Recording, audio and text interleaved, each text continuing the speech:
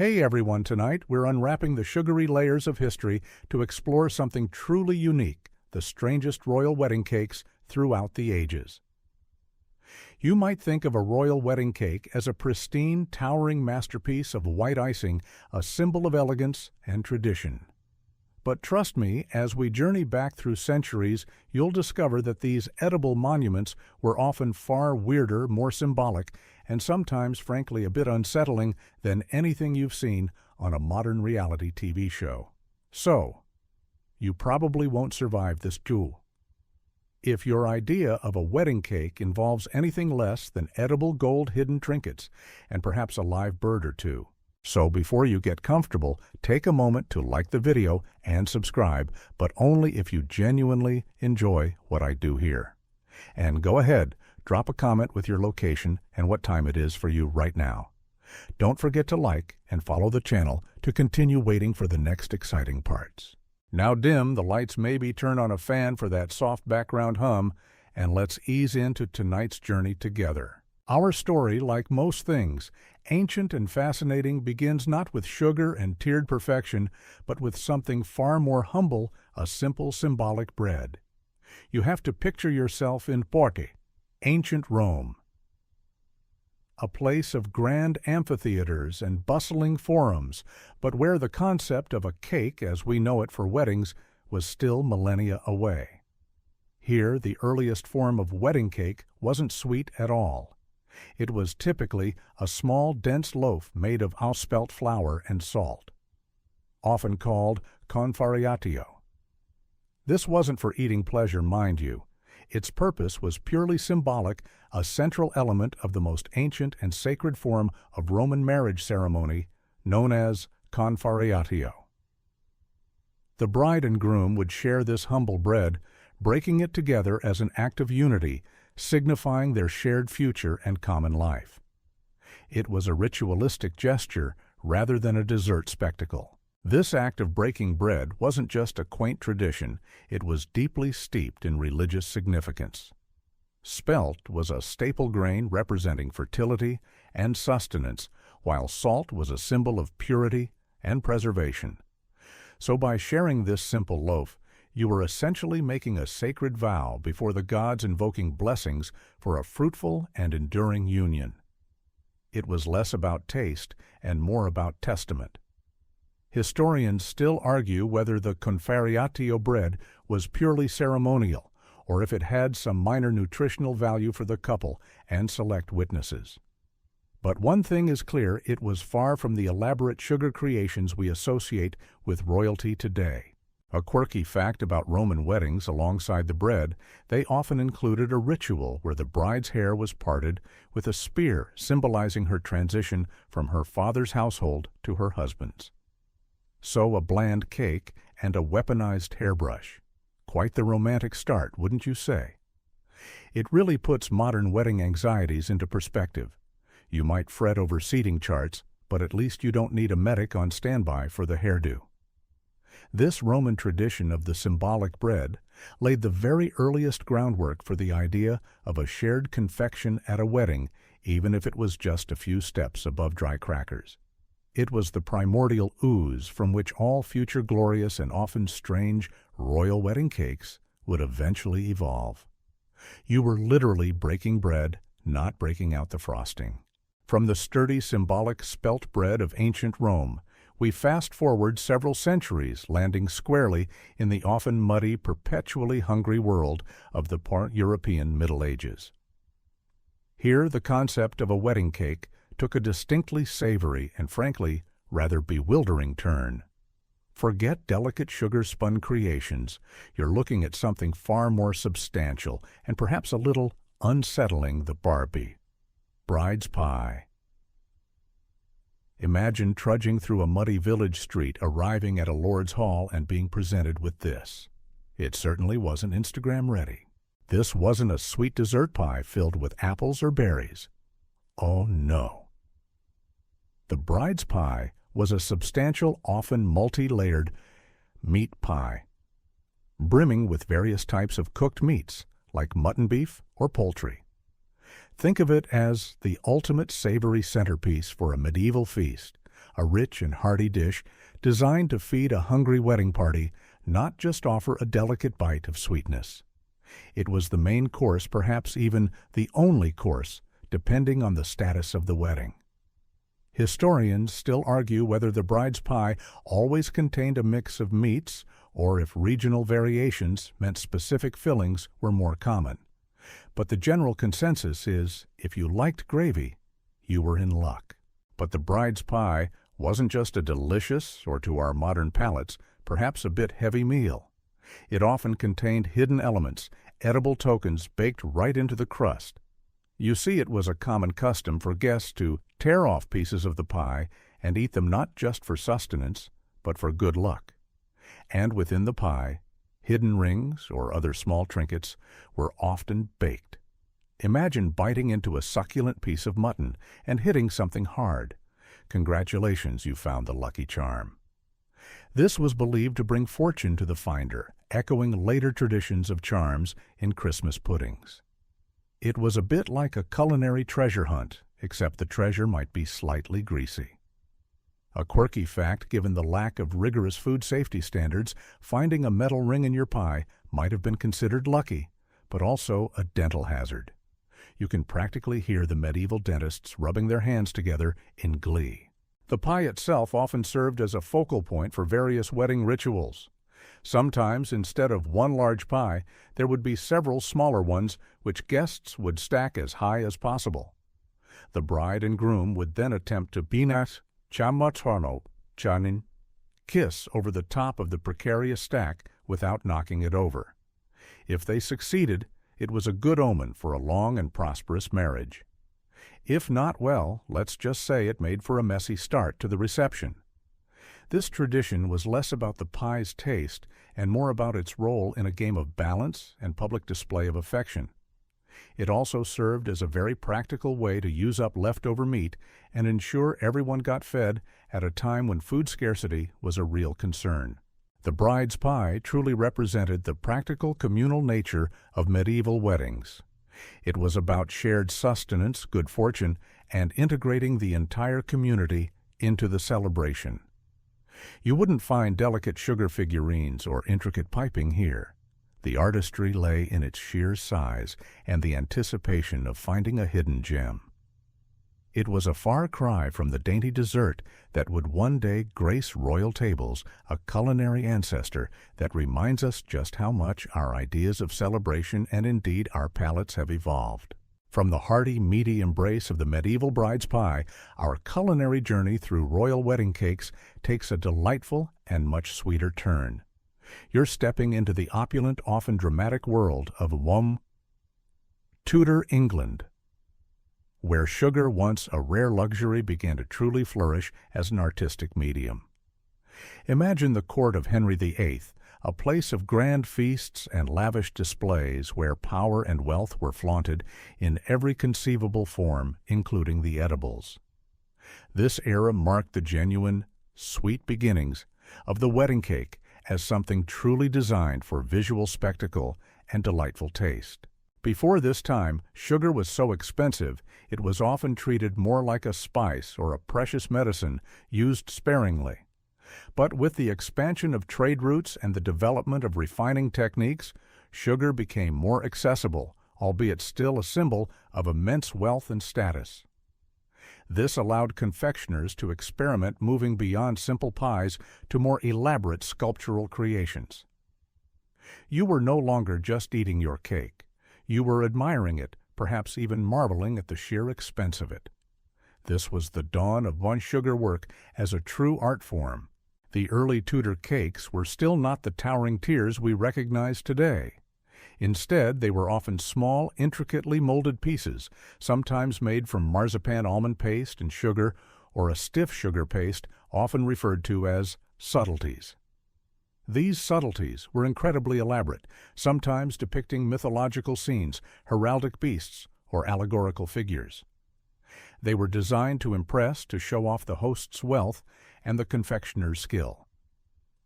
Imagine a tiny edible sculpture delicately painted with natural dyes gracing the royal table. A quirky fact, some of these sugar subtleties were so detailed they were more akin to miniature architectural models than something you'd immediately gobble down. You can almost hear the confectioners whispering, "Please don't eat the masterpiece." These early sweet confections would also incorporate spices like ginger, cinnamon, and nutmeg, reflecting the exotic tastes of the era and the growing accessibility of goods from far-off lands. The texture would have been dense, almost like a very rich fruitcake or marzipan loaf, a far cry from the light sponges of today. They were packed with flavor reflecting their precious ingredients. Historians still argue whether the shift to sweeter cakes was driven purely by the availability of sugar, or if changing palates and an increasing desire for elaborate displays also played a significant role. Whatever the reason, this period clearly marks a pivotal moment. The focus was moving away from the communal breaking of bread or the sharing of a savory pie towards a more refined individual indulgence. This was the era where the cake began its ascent from mere sustenance to a symbol of celebration status and artistic endeavor. The delicate brown ink outlines you'd find on an illuminated manuscript miniature start to feel like the intricate piping on these early sugar creations, a testament to the meticulous craftsmanship of the age. As you picture these early sweet confections, imagine the subtle parchment texture of the vellum, almost like the refined sugar paste itself, signaling a new era of elegance, opulence, and perhaps a few more cavities for the royalty. From the intricate sugary subtleties of Tudor England, we now elevate our gaze quite literally to the dawn of the postacked delights. You're moving into an era where royal wedding cakes began to reach for the heavens, not just in ambition, but in actual physical height. This shift really took hold around the time of Edith, Charles II's reign. In England, a period of restoration and burgeoning grandeur after the austerity of the Commonwealth. Imagine emerging from a time of puritanical strictness into an age of renewed celebration and excess. And that exuberance definitely extended to the dessert table. Before this, cakes, even sweet ones, were often presented as single large blocks or individual pieces. But the concept of layering confections, building them upwards into impressive multi-tiered structures, began to gain traction. This wasn't merely an aesthetic choice, it carried significant symbolism. Each tier could represent a different aspect of the union or the royal lineage, creating a vertical narrative of prosperity and continuity. You weren't just looking at a cake, you were looking at a sugary monument to power and succession. Historians still argue whether the invention of the multi-tiered cake was a direct English innovation or if it was influenced by continental European confectionery practices. However, its prominent appearance in English royal celebrations certainly solidified its place. The earliest multi-tiered cakes were not always as stable or as symmetrical as their modern counterparts. You can imagine the frantic efforts of bakers trying to balance these increasing heights, likely relying on internal supports made of wood or metal hidden beneath layers of rich fruitcake and early forms of icing. It was a delicate engineering feat where a slight tremor could mean a sugary catastrophe. A quirky fact, some early cakes were so precariously stacked that they required immediate carving and serving to prevent collapse, turning the cutting of the cake into a race against gravity. Talk about high-stakes dessert. These cakes, still typically dense fruit cakes, were adorned with more than just simple sugar work. They might feature elaborate sugar paste figurines, often depicting classical gods or allegorical scenes that celebrated love, fertility, and the glory of the monarchy. Royal coats of arms, monograms of the couple, and symbols of their respective families would be intricately crafted and applied, often gilded with precious shell gold, giving them a truly regal sparkle. The vibrant colors of the Tudor era, saffron, indigo, russet, gave way to perhaps slightly more subdued, but no less opulent palettes, reflecting a growing refinement in aristocratic taste. The increasing size and complexity of these cakes meant they became true centerpieces, drawing gasps of admiration from wedding guests. They were designed to impress, to underscore the wealth and power of the royal household, and to provide a lasting visual memory of the grand occasion. This wasn't just about feeding the masses, it was about spectacle, about creating an edible icon that would be talked about for years. As you envision these nascent towers of sweetness, picture them bathed in the soft glow of a flickering late 15th century illumination, each delicate brown ink outline hinting at the meticulous effort involved in stacking such grand symbolic delights. The wedding cake was truly on its way to becoming a masterpiece of edible architecture, foreshadowing even wilder designs to come. From the impressive, if sometimes wobbly, stacked creations of Charles II's era, we now plunge headfirst into the period of truly Georgian excess. Imagine yourself in the 18th century, a time of grand balls, powdered wigs, and an insatiable appetite for elaborate display. Here, royal wedding cakes weren't just big, they were eatable structures, pushing the boundaries of what was physically possible with sugar flour and a lot of ambition. This was the era when confectioners became architects, and the wedding cake transformed into a monumental, often precarious statement piece. The drive for grandeur during the Georgian period was relentless. It wasn't enough for a cake to be merely tasty or even just multi-tiered. It had to be a spectacle, a conversation starter, a visual representation of the monarch's power and the family's prestige. Confectioners would compete to create the most outlandish and intricate designs, often incorporating classical motifs, miniature temples, or even whimsical pastoral scenes, all crafted from sugar paste and royal icing. You might see tiny sugar fountains, delicate columns, or edible figurines of cupids and allegorical virtues, all perched precariously on layers of rich fruitcake. Historians still argue whether this era's extreme ornamentation was purely for aesthetic show, or if it also served as a subtle display of colonial wealth, given the sugar trade's burgeoning importance. These cakes were engineering marvels of their time. Without modern refrigeration or advanced structural supports, bakers relied on sheer skill, dense recipes, and often internal wooden dowels, or even metal frameworks, to hold up their colossal creations. The biggest cakes could weigh hundreds of pounds, requiring multiple strong men just to transport them to the banqueting hall. Imagine the collective gasp or perhaps nervous coughs as such a behemoth was wheeled in. A quirky fact, some bakers became so famous for their structural cakes that they were almost considered celebrity engineers, revered for their ability to defy gravity with flour and sugar. You might have preferred a steady hand over a sweet tooth if you were one of their apprentices. The dominant cake of choice remained a very rich fruit cake, packed with dried fruits, nuts, and enough spirits to preserve it for what felt like eternity. This density provided the necessary structural integrity for the towering designs. The icing, a hard royal icing made from egg whites and sugar, was crucial not only for decoration but also for stability, drying to a rock-hard shell that helped to hold everything together.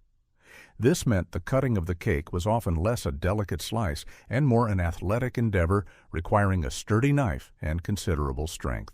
These Georgian creations truly set the stage for the iconic royal wedding cakes of later centuries, cementing the idea that the cake should be a magnificent, towering centerpiece. They were a testament to human ingenuity, artistic flair, and a distinct lack of concern for subtlety. As you envision these edible structures, imagine the subtle parchment texture of an illuminated manuscript, almost as if the very vellum is trembling slightly under the imagined weight of these audacious sugar-laden dreams. The Georgian era didn't just want cakes, they wanted edible monuments to their own extravagance. Moving on from the grand towering and often wobbly confections of the Georgian era, we arrive at a truly pivotal moment in royal wedding cake history, a point where tradition, symbolism, and a distinct aesthetic began to crystallize. You're stepping into the Victorian age, an era defined by propriety, burgeoning industrialization, and the immense influence of one woman, Queen Victoria. Her wedding to Prince Albert in 1840 didn't just set a fashion trend for white wedding dresses. It forever changed the face of the royal wedding cake, ushering in the undisputed reign of Vontagia. Wynenpiet, Diesing, Hange. Chauna. Before Victoria cakes could be various colors, often reflecting the natural hues of their ingredients, or whatever dyes were available. But Victoria's cake was revolutionary. It was a massive three-tiered fruit cake, weighing an astonishing 300 pounds and covered entirely in pristine, white royal icing. This wasn't just any white. It was an almost impossibly brilliant pure white achieved through meticulous preparation. This specific type of icing became known as royal icing precisely because of its association with this wedding. You can imagine the murmurs of admiration, the gasps at its flawless snow-like appearance. Historians still argue whether the choice of white was solely for aesthetic purity or if it also subtly linked to the innocence and virginity associated with the bride, a common Victorian ideal. The sheer scale of Victoria's cake was impressive, but its unbroken white surface was what truly set it apart. This decision cemented white as the definitive color for royal wedding cakes, a tradition that would endure for centuries. It symbolized purity, elegance, and the burgeoning wealth that allowed for such a refined, pristine display. White sugar being expensive and difficult to refine to such a degree was a clear marker of status and luxury. A quirky fact before Victoria, sometimes even savory pies were dyed to match the wedding colors. Imagine a bright blue meat pie, certainly memorable, but perhaps not appetizing. Beyond the color, Victoria's cake also popularized the multi-tiered structure, reinforcing the trend that had begun in earlier periods. These tiers would typically be separated by pillars or other decorative elements, creating a sense of height and grandeur. The cake itself remained a rich fruit cake, a practical choice, given its ability to age well and support heavy decorations. This dense base was essential for what was to come as confectioners continued to push the boundaries of edible art. The impact of Queen Victoria's wedding was monumental, not just for cakes, but for many wedding traditions we recognize today. Her choices, driven by personal taste and the values of her era, quickly castled down through society, setting precedents that even commoners would aspire to emulate.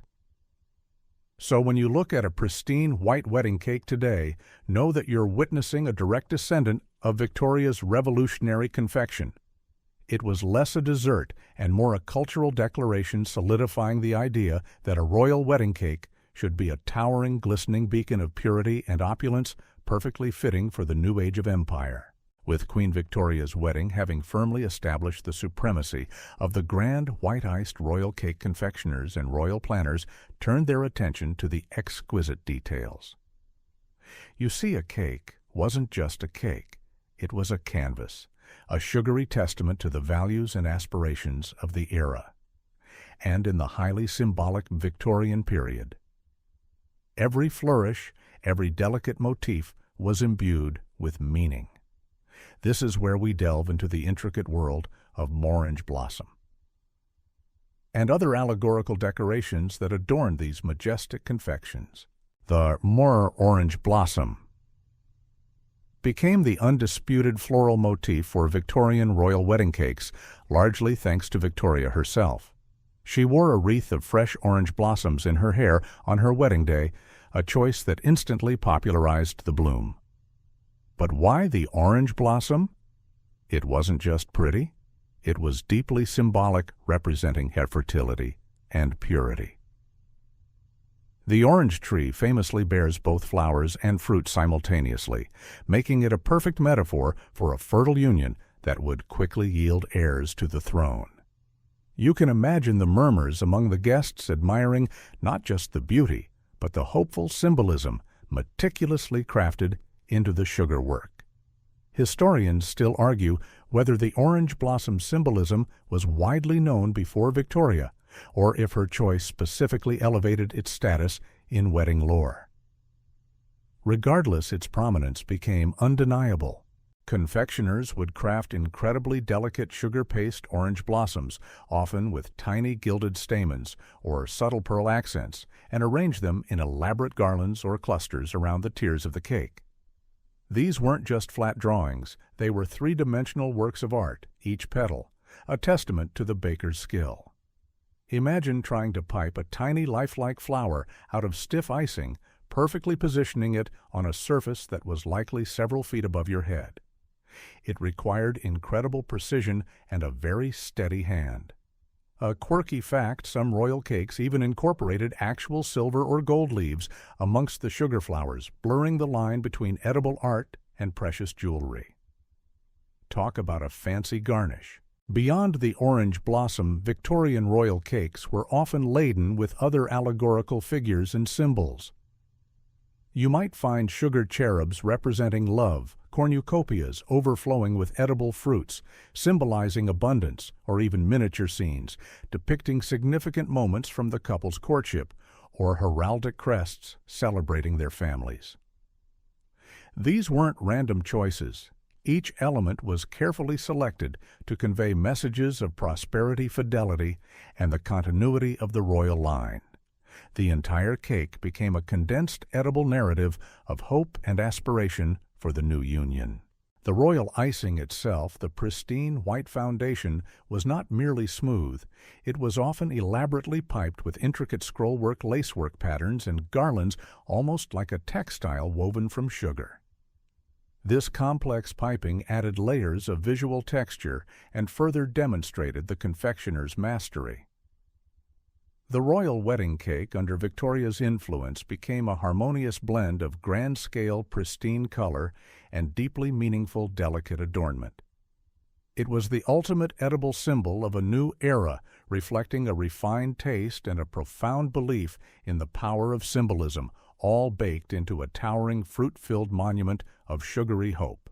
As the Victorian era blossomed into the early 20th century, the grand white-iced and richly symbolic royal wedding cake had firmly cemented its place as an indispensable part of British regal celebrations. You're now seeing the consolidation of a particular culinary choice that would define royal cakes for decades, almost to the exclusion of all others, the Puss fruitcake tradition. This wasn't just a preference. It became the undisputed standard, a rich, dense confection that was as much a part of the wedding as the vows themselves. Why fruitcake? It might seem an unusual choice to modern palates accustomed to light sponges and creamy fillings. But the reasons were incredibly practical and deeply rooted in the historical context. Firstly, fruitcake is incredibly sturdy. Its dense, heavy consistency, packed with dried fruits, nuts, and often soaked in brandy or rum, made it the perfect foundation for the towering, multi-tiered constructions that had become fashionable. You simply couldn't build a 7 or 8 foot tall cake out of a delicate sponge without it collapsing into a sugary mess. Its structural integrity was paramount. An authoritative historical fact, a traditional royal fruitcake could often take months to prepare, with the fruit being steeped in alcohol for extended periods to deepen the flavor and aid preservation. This wasn't a last-minute bake sale. It was a long-term project. Secondly, and perhaps even more importantly, for royal purposes, fruitcake has exceptional longevity. Unlike lighter cakes that spoil quickly, a properly made and stored fruitcake can last for years, even decades. This was crucial for royal weddings, where slices of the cake were often sent out to dignitaries, military personnel, and even members of the public long after the ceremony. It also allowed for the curious tradition of preserving a top tier for the christening of the couple's first child, a sweet callback to the wedding day years later. Imagine having a piece of your parents' wedding cake on your own christening day. Talk about a vintage dessert. A quirky fact, some slices of royal wedding cake have been preserved for well over a century and have even been put up for auction, fetching surprisingly high prices. Just don't ask about the taste. The fruitcake itself would be covered in a layer of marzipan, providing a smooth canvas, and then topped with a thick coating of royal icing, that pristine white hard sugar shell popularized by Queen Victoria. This icing not only provided a beautiful unblemished exterior for intricate decorations, but also served as another protective layer sealing in the cake's freshness. The flavor, thanks to the rich fruits and spirits, was deep, complex, and mature, very much reflecting the serious, dignified nature expected of royal unions. This unwavering commitment to fruitcake meant that even as culinary trends evolved, the royal wedding cake remained a bastion of tradition. It was a tangible link to the past, a symbol of stability and continuity in an ever-changing world. Historians still argue whether this adherence to fruitcake was purely practical, or if it also reflected a cultural conservatism within the monarchy, preferring established customs over fleeting fads. Whatever the deeper reasoning, when you picture a royal wedding cake from the early to mid-20th century, you're almost certainly envisioning a colossal, white-iced fruitcake, standing proudly ready to defy both gravity and time. As the fruitcake solidified its reign as the royal wedding cake, standard its immense size and longevity brought with them a unique set of challenges. You see, when you're dealing with a multi-tiered, hundreds of pounds edible monument destined for a grand palace, simply moving it from the bakery to the banqueting hall becomes an epic undertaking. This section delves into the often unseen royal cake transport challenges, replete with logistical nightmares and a few genuinely humorous anecdotes that highlight the delicate dance between culinary ambition and practical physics.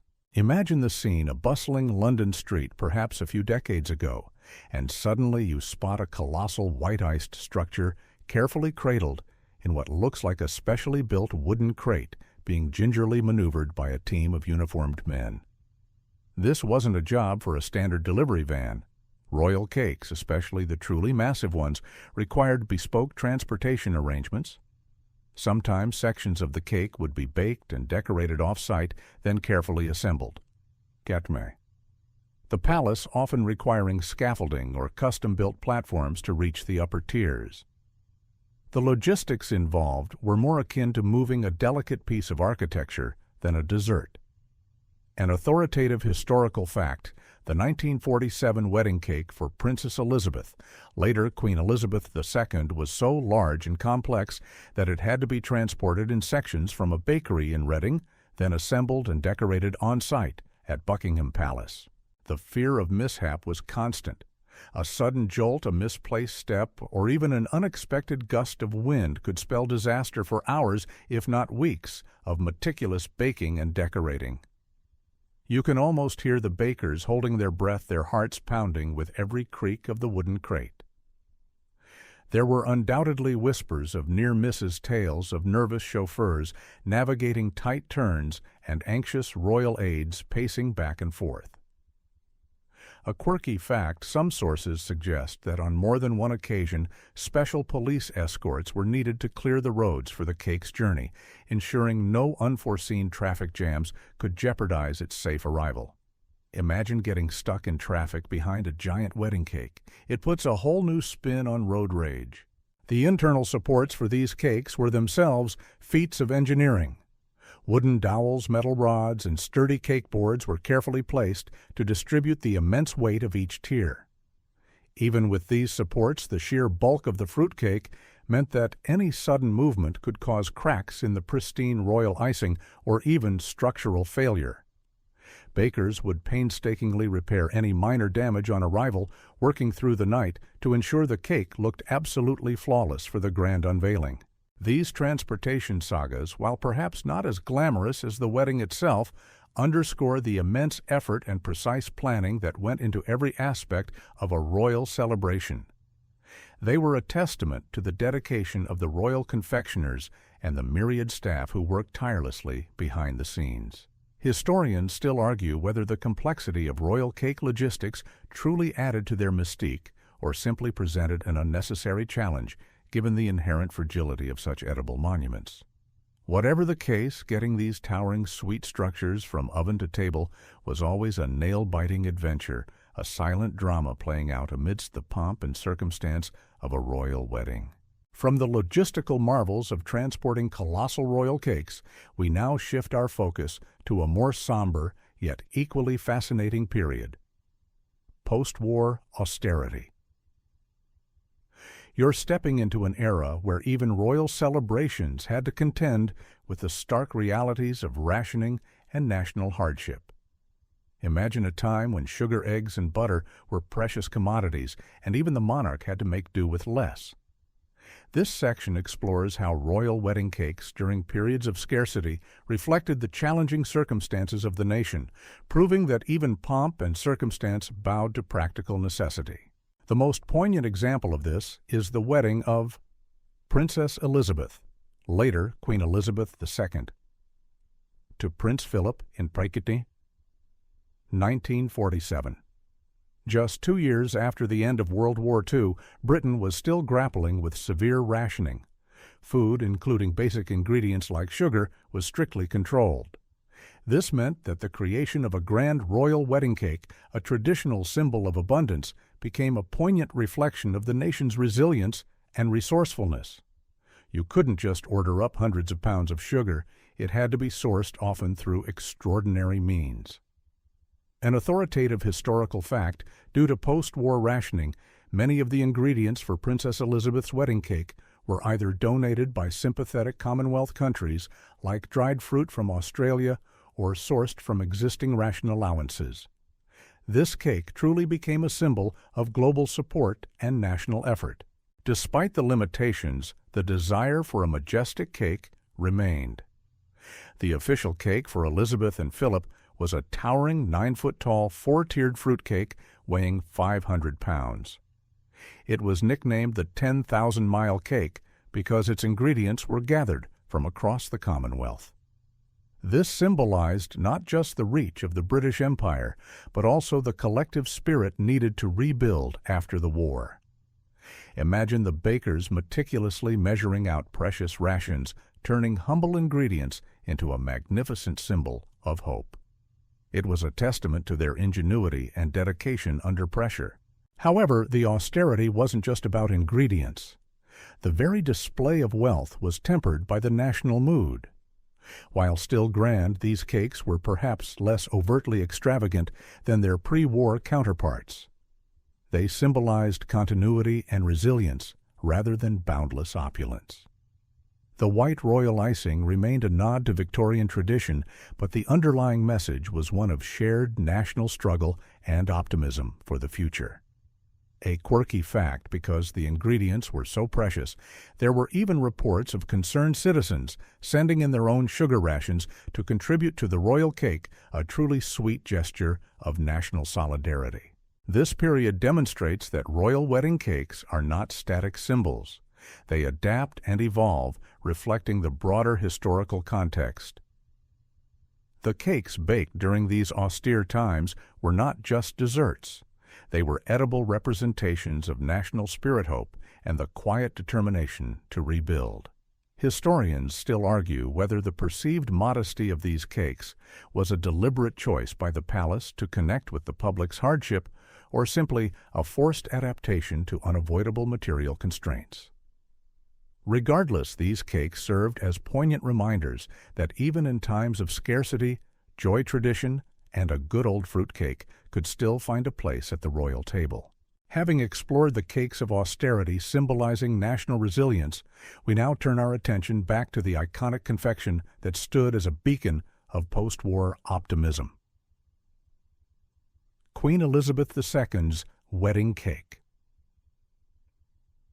Her marriage to Prince Philip in 1947 was not just a personal celebration for the royal family. It was a desperately needed morale booster for a nation still grappling with the grim realities of rationing and reconstruction after World War II.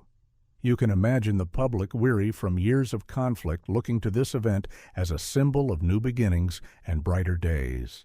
The official wedding cake, provided by McVitie & Price, a detail worth noting for its enduring British legacy, was a truly majestic creation. It was a towering 4-tiered fruitcake reaching an impressive 9 feet high. and weighing a colossal 500 pounds. This wasn't just a cake, it was a carefully crafted message to the world. Its sheer size and grandeur, despite the prevailing rationing, were a testament to the nation's determination to reclaim a sense of normalcy and celebration.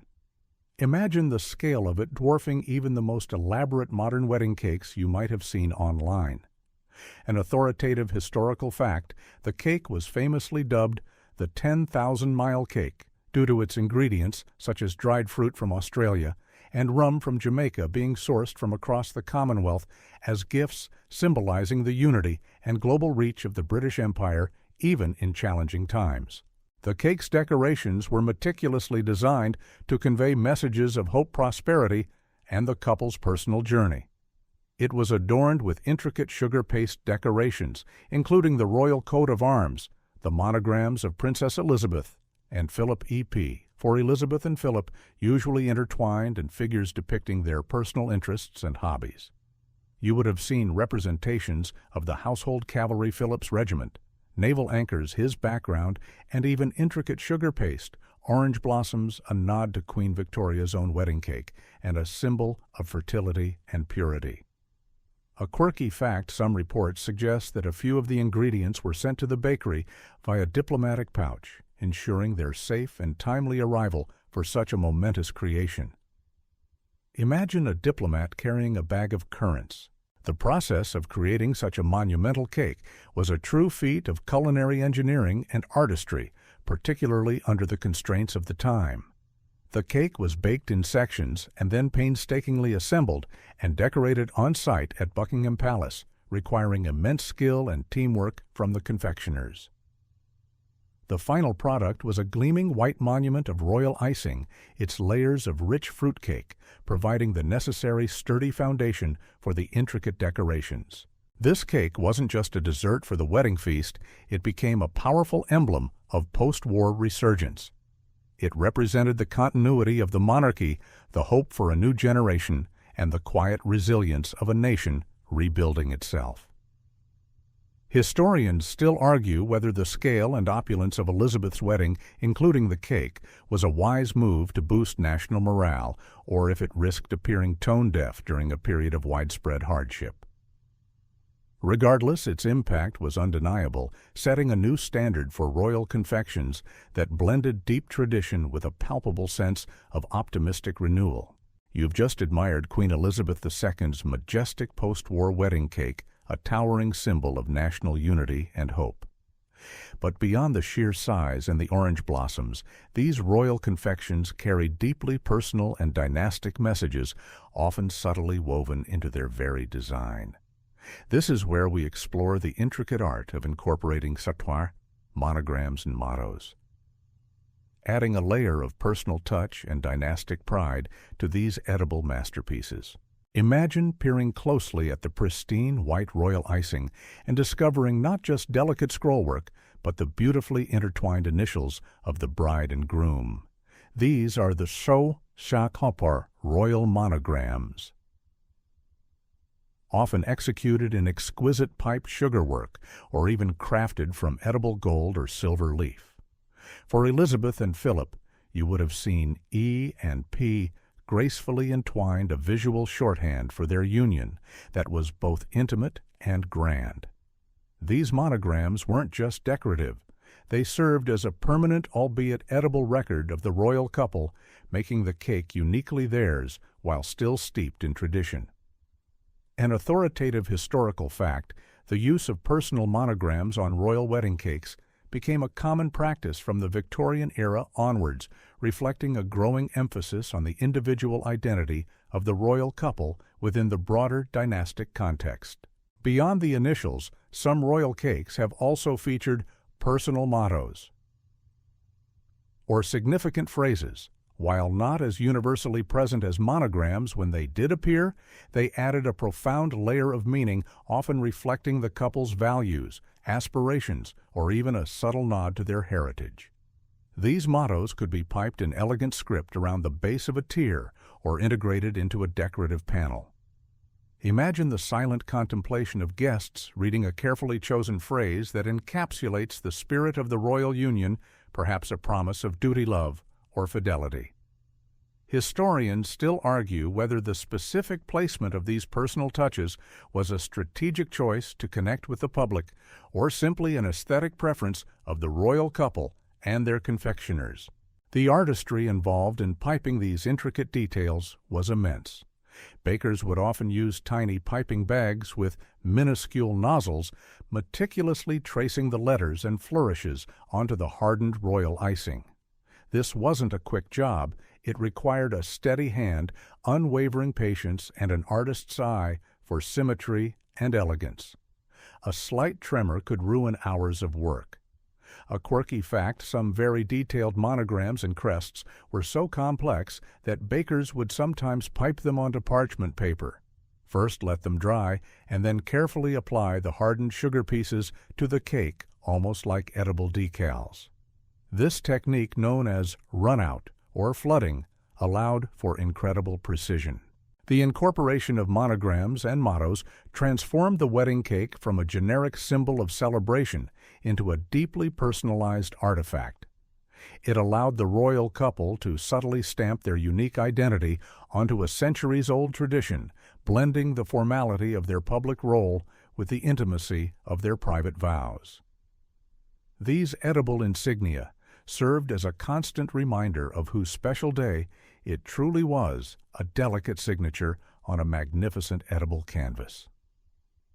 It's a testament to how even the most rigid traditions can find space for individual expression, albeit in very refined sugary forms. Having explored the personalized touches of royal monograms and mottos, our journey through royal wedding cakes now takes a detour across the globe, reaching out to the far-flung corners of the British Empire, or more accurately, the Commonwealth. Chowry.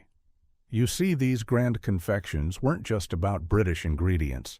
They often subtly or sometimes overtly incorporated Commonwealth flavors and influences, becoming a delicious symbol of global connections and shared heritage.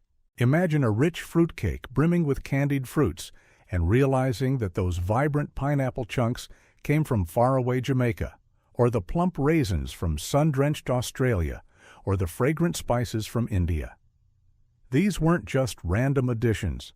They were deliberate choices, often gifts from Commonwealth nations eager to contribute to the royal celebration. This tradition was particularly strong during periods when the Commonwealth's role was emphasized, such as the post-war era, when ingredients for Elizabeth II's cake were famously sourced from across the globe. An authoritative historical fact, the 10,000-mile cake for Queen Elizabeth II's wedding, explicitly highlighted its Commonwealth ingredients, turning the cake itself into a symbolic representation of imperial unity and global reach. This integration of international flavors served multiple purposes. Firstly, it showcased the vast reach and diverse resources of the Commonwealth, transforming the wedding cake into an edible map of the empire. Each bite could in a way connect the royal couple to subjects from myriad lands. Secondly, these exotic ingredients often added layers of richness and unique flavor profiles to the traditional fruitcake, elevating it beyond a simple British staple. You might find a hint of Caribbean rum, a touch of Australian sultanas, or the subtle warmth of spices from the Far East. A quirky fact, given the sheer volume of fruit needed for these massive cakes, you can almost picture dedicated Commonwealth officials carefully selecting and dispatching crates of the finest produce, imagining their contribution ending up on the royal table. It was a sweet form of diplomatic gift-giving. The visual decorations, too, could sometimes reflect these global influences, though often in a more subtle way. While the white royal icing and orange blossoms remained dominant, there might be delicate sugar paste motifs, inspired by the flora or fauna of Commonwealth countries, or heraldic symbols representing their contributions. It was a delicate balance between maintaining British tradition and acknowledging the diverse tapestry of nations within the royal family's wider influence. Historians still argue whether the inclusion of Commonwealth ingredients was a genuine celebration of diversity or a strategic move to reinforce imperial ties during periods of shifting global power dynamics. Regardless of the deeper motivations, the presence of Commonwealth flavors in royal wedding cakes made these confections truly unique, adding a layer of hidden depth and international significance. They transformed a simple dessert into a powerful symbol of interconnectedness, reminding everyone that the royal family's reach extended far beyond the shores of Britain, connecting them to a global network of cultures and peoples through the shared sweetness of their most important celebratory feast. It was a tangible, delicious representation of a sprawling, diverse legacy baked into every rich, fruity slice. From the globally influenced fruitcakes of the Commonwealth era, we pivot to a cake that captivated the world with its sheer scale and fairy tale romance, Princess Diana's wedding cake. Her marriage to Prince Charles in 1981 was a global event watched by millions, and every detail, especially the cake, was expected to be nothing short of spectacular. You can still recall the images, the voluminous dress, the loving glances, and then the absolutely colossal, breathtakingly intricate cake. The official wedding cake for Charles and Diana was a monumental creation by David Avery, the head baker at the Royal Naval Cookery School. It was a traditional fruitcake, as expected, but its size was legendary. 5 tiers. Standing over 5 feet tall and weighing a staggering 25 pounds. This wasn't just a dessert, it was a vertical landscape of sugary artistry, a focal point that perfectly encapsulated the grandeur and romantic idealism of the fairy tale wedding. Imagine trying to transport that monster without a single crack in the royal icing.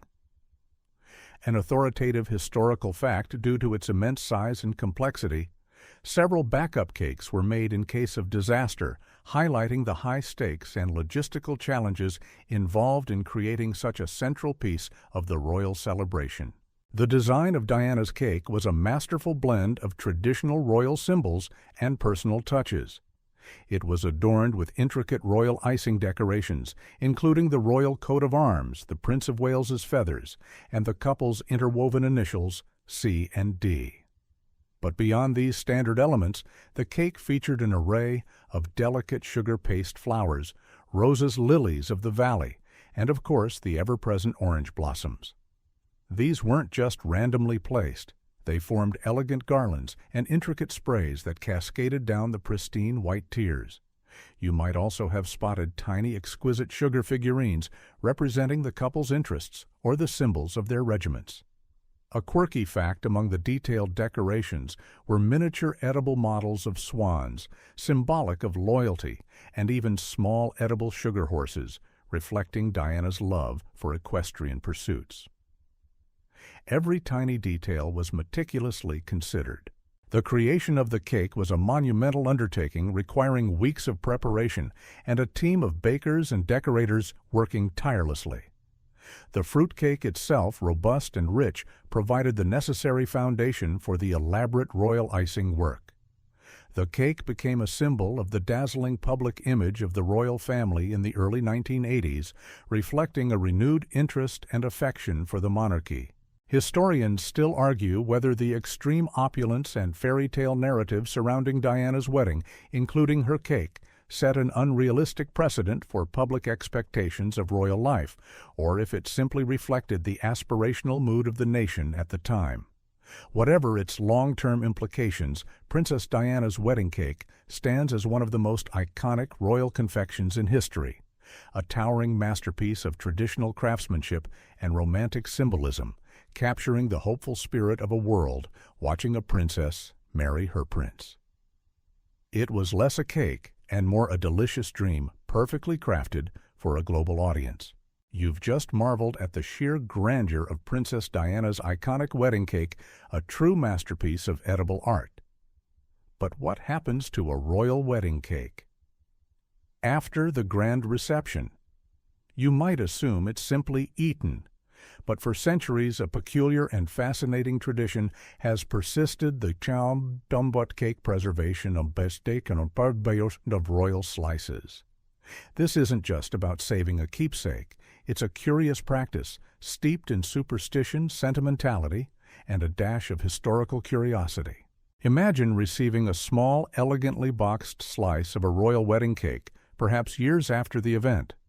These aren't just dry crumbs, they are often miniature pieces of the very dense fruit cake, typically still encased in a layer of royal icing carefully preserved. The tradition of keeping portions of royal wedding cakes is long-standing, with slices being distributed to special guests, dignitaries, and even sometimes auctioned off years later, often fetching surprisingly high prices. It's like owning a piece of history you could technically maybe eat, if you were brave enough. An authoritative historical fact, a slice of Queen Victoria's 1840 wedding cake was sold at auction in 2017 for $1,500, demonstrating the enduring value placed on these historical edibles. Why preserve cake? Several reasons contribute to this peculiar custom. Historically, fruit cake, due to its high alcohol and sugar content, is exceptionally well preserved. This natural longevity made it ideal for sending to distant relatives or for keeping as a memento without fear of rapid decay. Beyond practicality, there's a strong element of superstition. It was once believed that placing a slice of wedding cake under one's pillow would bring dreams of your future spouse, particularly for unmarried guests. For others, simply owning a piece of the royal cake was considered a good luck charm, a tangible link to a blessed and auspicious event. Imagine trying to get a good night's sleep with a rock-hard piece of cake under your head. Talk about a stiff neck for good luck. The top tier of the official wedding cake was often specifically designed and preserved for a distinct future event, the christening of the couple's first child. This particular tier would be carefully stored, sometimes for over a year, and then brought out to be shared at the christening ceremony, symbolizing the continuity of the family line and the blessings bestowed upon the new generation. This tradition beautifully links the joyous union of the parents to the welcoming of their offspring, a sweet echo across time. A quirky fact, due to the preservation techniques, some royal cake slices have been kept for over 100 years. While technically edible experts strongly advise against tasting them after such a long time, unless you have a truly adventurous palate and a very strong stomach. Historians still argue whether the primary motivation for preserving these slices was genuinely superstitious belief, a practical need to share commemorative tokens widely, or simply an early form of royal memorabilia. Whatever the reason, this charming, if slightly eccentric tradition continues, allowing a physical piece of these grand royal celebrations to endure long after the last dance. It's a reminder that even the most fleeting of moments can leave a lasting edible legacy. You've just learned about the intriguing practice of preserving royal wedding cake slices, a sweet link between generations and a nod to historical superstition. But while the main towering fruitcake usually grabs all the headlines, many royal weddings, particularly in recent centuries, have quietly featured a lesser-known but equally fascinating confection, the secondary cake. Often referred to as the pambi, groom's cake. Imagine a wedding where there's a magnificent main event, and then off to the side a slightly more casual, perhaps even quirky edible companion. The tradition of a groom's cake is deeply rooted in Southern American culture, but it made its way into British royal circles, offering a delightful counterpoint to the formality of the primary wedding cake. This secondary cake is typically smaller, less ornate, and often reflects the groom's personal tastes, hobbies, or even a sense of humor, rather than the grand dynastic symbolism of the main cake. It's his moment to shine in the confectionery spotlight, often with a theme far removed from white royal icing and orange blossoms. Historians still argue whether the groom's cake was initially introduced to royal weddings as a nod to American influences, or simply as a practical way to offer more dessert options to a vast guest list. Unlike the traditional fruit cake, the groom's cake often features flavors more appealing to modern palates, or indeed the groom's particular cravings. You might find chocolate cake, sponge cake, or even a different type of fruit cake entirely. Its design, too, is typically more relaxed and playful. Imagine a groom's cake shaped like a favorite sports stadium, a beloved pet, or even a subtle nod to a military regiment. It's a chance for a bit of edible whimsy amidst the otherwise stately proceedings. A quirky fact, some groom's cakes have been known to be quite abstract, perhaps a dark chocolate concoction that looks more like a modern sculpture than a traditional cake reflecting artistic inclinations of the royal groom. These secondary cakes often serve a more immediate purpose, being served at a more informal pre-wedding gathering or as part of a smaller, more intimate reception. They offer a taste alternative for guests who might not be keen on traditional fruitcake. Yes, even royals have their preferences and provide an additional touch of personalized festivity. You might find a groom's cake decorated with dark chocolate ganache, offering a rich, decadent contrast to the crisp, bright white of the main cake. While the main wedding cake is a symbol of the couple's united public image and dynastic continuity, the groom's cake provides a glimpse into the personality of one half of the royal duo. It's a charming tradition that acknowledges individual tastes within the grand spectacle of a royal union.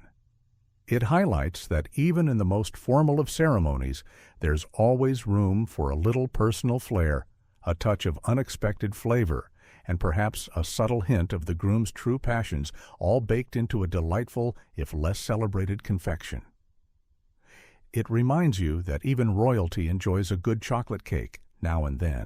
From the delightful diversion of the groom's cake, we return to the main attraction, exploring how royal wedding cakes have evolved beyond simple sugar and flour to embrace modern materials and cutting-edge edible artistry.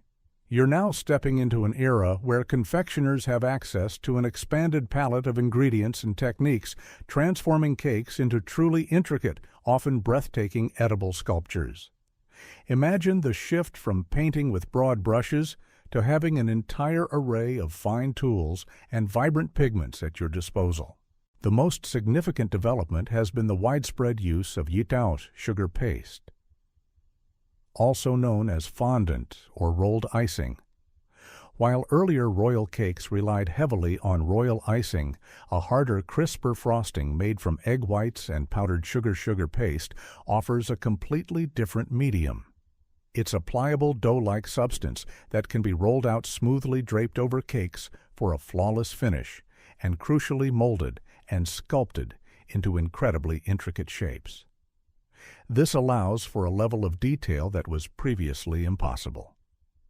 An authoritative historical fact, while early forms of pliable sugar paste existed, its widespread adoption and refinement as a primary decorating medium for elaborate cakes truly took off in the 20th century, allowing for softer, more intricate designs than the more brittle royal icing.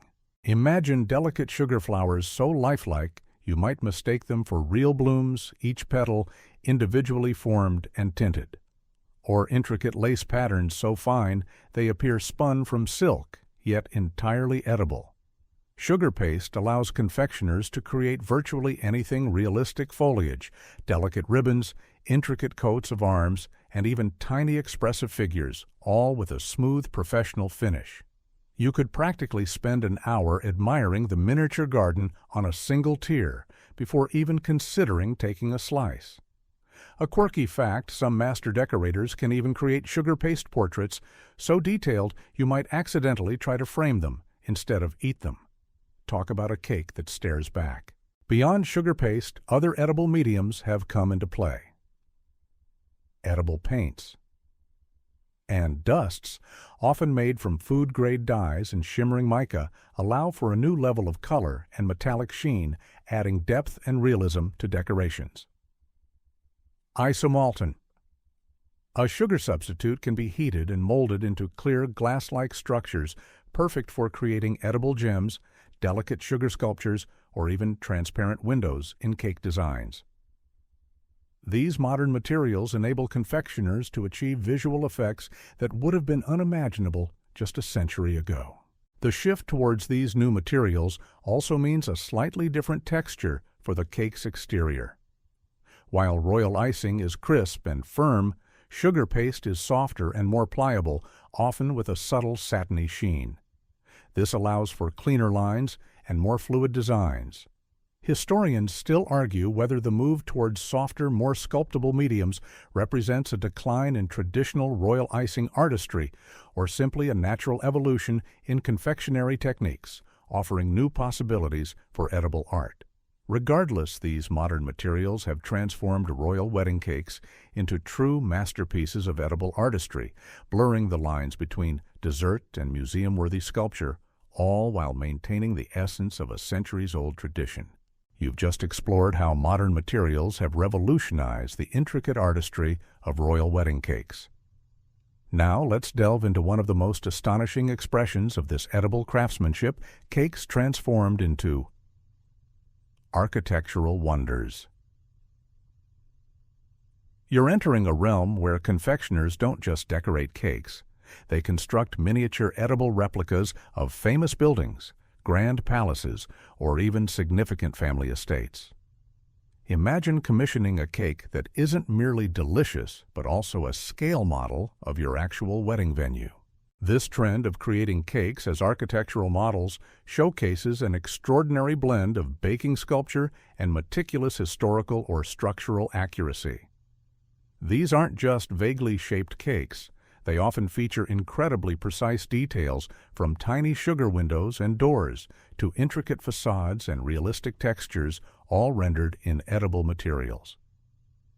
The confectioner becomes part engineer, part historian, and part sculptor, painstakingly recreating beloved landmarks in sugar paste and royal icing. An authoritative historical fact, the trend of cakes replicating architectural structures gained significant popularity in the late 19th and early 20th centuries, often reflecting the grandeur of the British Empire or the specific royal residences. Imagine a cake that perfectly replicates Buckingham Palace, complete with its iconic facade and perhaps even tiny edible flags. Or a smaller, more intimate cake that meticulously details the ancestral home of one of the royal families down to the last sugar paste chimney. These edible buildings are often multi-tiered, with each tier representing a different section or floor of the building, adding to the illusion of scale and complexity. The colors would be chosen to match the actual stone or brickwork, often using subtle edible dusts to create a weathered or realistic effect. A quirky fact, some bakers would even incorporate edible lighting within these architectural cakes, giving them a magical glow during the reception, as if the tiny windows were truly illuminated. Imagine the guest's delight at seeing a glowing edible castle. Creating such intricate models requires not only immense artistic talent, but also a deep understanding of structural integrity. Confectioners must plan out the internal supports meticulously, ensuring that the sugar walls and roofs don't buckle under their own weight. This often involves hidden dowels, internal frameworks, and very dense cake bases, typically still the ever-reliable fruitcake, to bear the weight of the sugary edifice. The precision needed to carve and sculpt these details, ensuring they are perfectly scaled and proportioned, is astonishing. These architectural cakes serve as powerful symbols. They represent the stability and continuity of the royal family, echoing the enduring nature of the buildings they replicate. They also offer a deeply personal touch, transforming a significant location into a memorable edible centerpiece for the most important day. Historians still argue whether these architectural cakes were primarily a display of royal wealth and power, or if they served as a more sentimental tribute to beloved places and ancestral connections. Regardless, these edible wonders stand as a testament to the boundless creativity of royal confectioners, proving that a cake can be much more than just a dessert. It can be a miniature temporary monument to history and love. You've just explored the architectural marvels of royal wedding cakes, edible replicas of grand buildings. Now let's dig a little deeper into the very fabric of these confections, unveiling the fascinating world of hidden meanings and symbolism everywhere. You see, beyond the impressive size and intricate decorations, almost every element of a royal wedding cake is carefully chosen to convey a message, a wish, or a subtle nod to history, often with layers of significance that only the most keen-eyed or well-informed observer would discern. Imagine dissecting a cake not just for its ingredients, but for its narrative. Every tier, every flower, every color, every motif can hold a specific meaning, turning the cake into an edible, allegorical poem. We've already touched on the orange blossom representing fertility and purity thanks to Queen Victoria.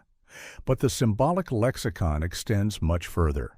For instance, roses, especially white ones, traditionally symbolize love and purity, while lilies might represent virtue or majesty.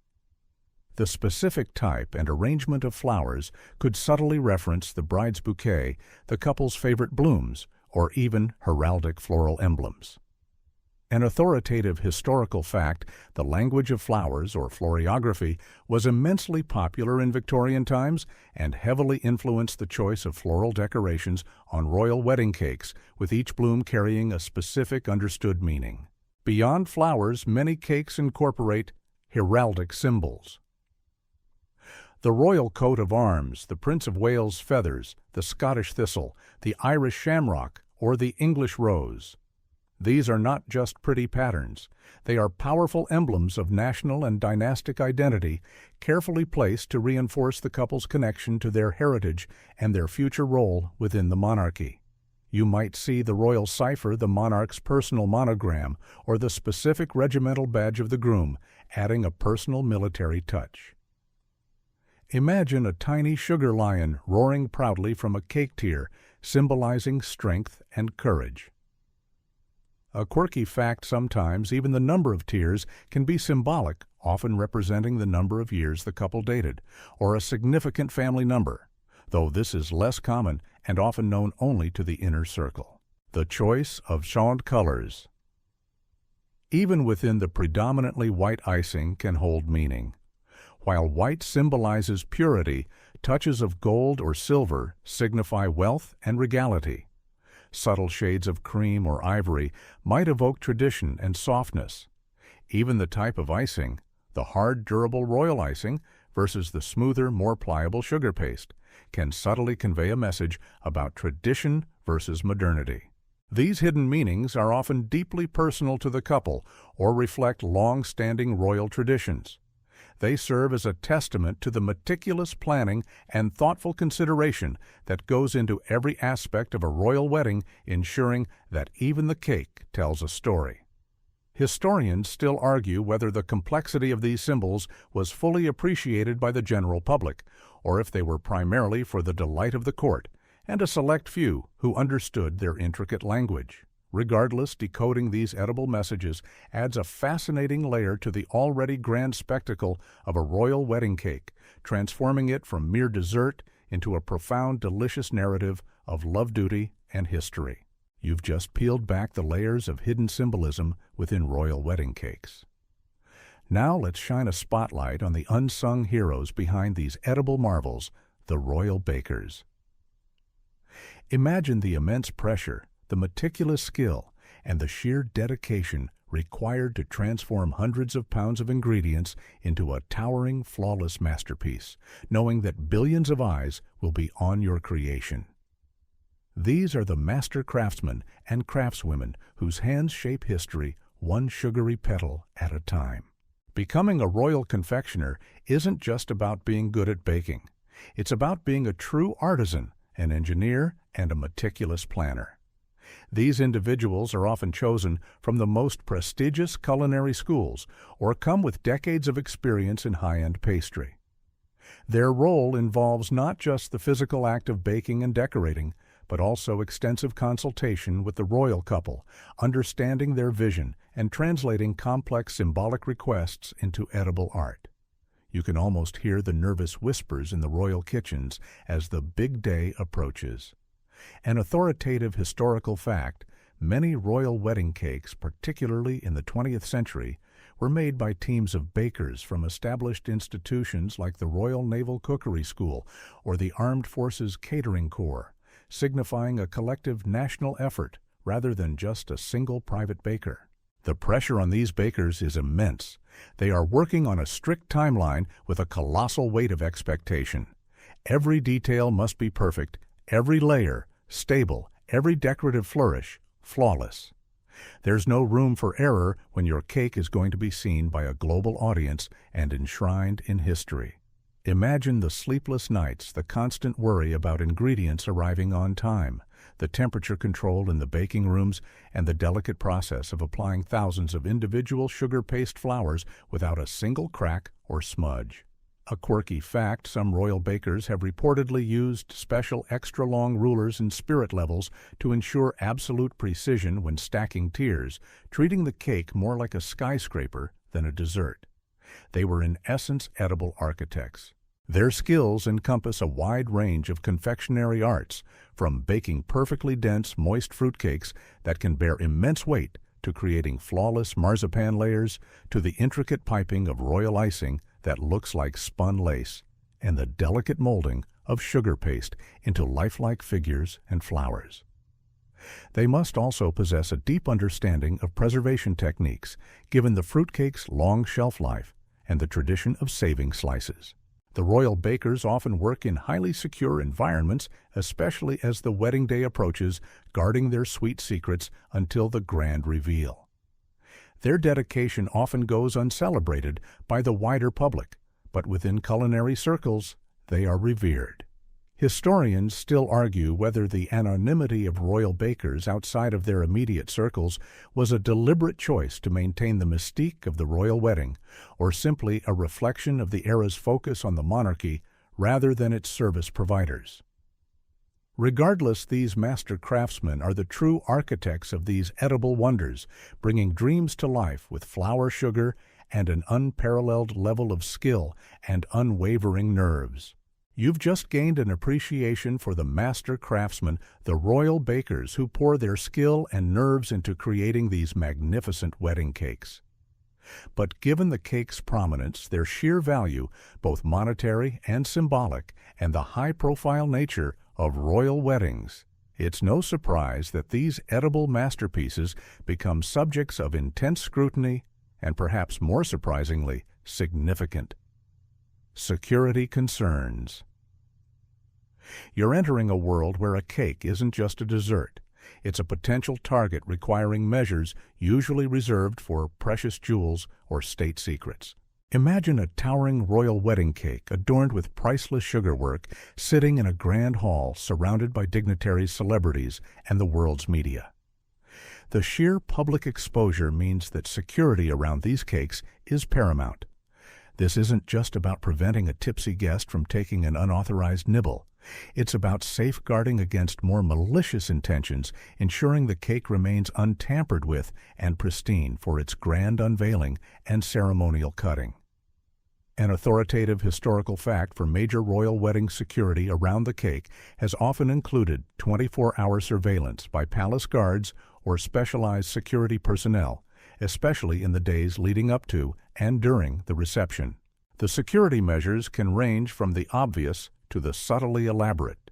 The ingredients themselves, particularly for cakes made in sections and transported, might be subject to strict chain of custody protocols. Bakers and decorators working on the cake in the days and weeks leading up to the wedding might undergo extensive background checks. The kitchens and assembly areas where the cake is created are often secured with access restricted to a very limited number of trusted personnel. You can imagine the intense vetting process. Have you ever tried to smuggle a rogue cherry into a royal fruitcake? State your intentions. Once assembled at the palace, the cake is typically placed in a prominent yet carefully managed location. It might be behind a velvet rope or positioned in a way that allows for viewing but prevents close physical access. Security personnel, sometimes in plain clothes, would be strategically placed to monitor the cake and the surrounding area. The fear isn't just about a physical attack, but even about tampering or contamination, however unlikely. A quirky fact, some rumors suggest that certain royal cakes might have even had dummy tiers, indistinguishable from the real ones, to add an extra layer of security or to make transportation easier, though this is often debated among royal watchers. These security protocols highlight the symbolic weight placed on the royal wedding cake. It's more than just a sweet treat. It's a cultural icon, a piece of living history, and its integrity must be preserved at all costs. Historians still argue whether the level of security surrounding these cakes reflects genuine threats or is simply a necessary byproduct of the immense public interest and paranoia associated with high-profile royal events. Regardless, the unseen efforts of security teams ensure that these edible monuments arrive safely, stand proudly, and remain untouched until the moment they are ceremoniously cut by the royal couple completing their journey from humble ingredients to safeguarded symbol. You've just glimpsed the hidden security protocols safeguarding royal wedding cakes. Now prepare for a truly unique instance of cake preservation that goes beyond saving a mere slice. We're delving into the extraordinary case of the Queen Mother's Cake, an edible relic that was kept on display for an unusually extended period, becoming a lifelong, tangible link to a cherished royal memory. You're about to encounter a level of sentimentality that turned a ceremonial confection into a permanent fixture. Imagine a piece of cake, not just a small boxed slice, but a significant portion of a wedding cake being retained and publicly displayed for decades. This was the destiny of a specific section of the wedding cake baked for Elizabeth Bowes-Lyon's marriage to Prince Albert, Duke of York, later King George VI, in 1923. The cake itself was a magnificent multi-tiered fruit cake weighing 800 pounds, a testament to the opulence of the era before wartime austerity. But it's what happened to a particular part of it that sets this story apart. A piece of this cake, specifically one of the upper tiers or a substantial portion, was not merely eaten or saved in a small commemorative box.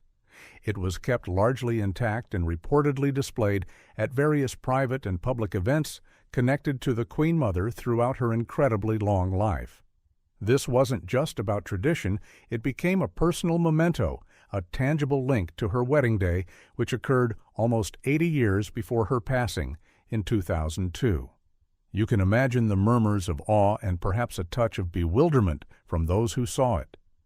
An authoritative historical fact, the Queen Mother herself was known for her fondness for sentimentality and tradition, and the preservation of a piece of her wedding cake for such a long duration is often cited as an example of her personal connection to royal history. The longevity of this particular cake piece is a testament to the incredibly robust nature of traditional royal fruitcake. Its dense composition, high sugar content, and the liberal use of alcohol act as natural preservatives, ensuring it remains remarkably intact over long periods, albeit perhaps not exactly fresh. The royal icing drying to a hard shell also contributed to its remarkable resilience against decay.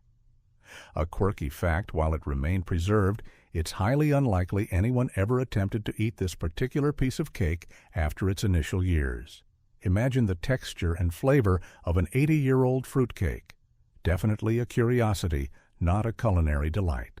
This long-term display of the Queen Mother's cake highlights a unique aspect of royal sentimentality and the power of physical objects to embody memory and history. It transcended its original purpose as a dessert to become a relic, a silent witness to decades of royal life and national history. Historians still argue whether the public knowledge of such long-term cake preservation added to the mystique of the monarchy or simply highlighted the sometimes eccentric nature of royal traditions. Regardless, the Queen Mother's enduring cake stands as a charming, if slightly unusual, testament to a lifelong connection to a singular sweet moment. You've just been introduced to the remarkable longevity of the Queen Mother's wedding cake. Now let's turn our attention to one of the most famous royal wedding cakes of all time, the one that captivated billions. Prince Charles and Princess Diana's. Shut. And specifically, let's look at what happened after the grand ceremony, focusing on the extensive post-wedding distribution and repurposing of their monumental cake. You see, a cake of that scale doesn't just disappear. It has a fascinating afterlife, spreading its sweet legacy far and wide. As you recall from our earlier discussion, the official cake for Charles and Diana's 1981 wedding was a 5-foot-tall, 5-tiered fruitcake weighing 225 pounds. This wasn't the only cake, however. There were a remarkable 27 other cakes commissioned for the wedding, including several identical backup cakes in case of disaster, and numerous smaller cakes sent to different reception venues or military regiments.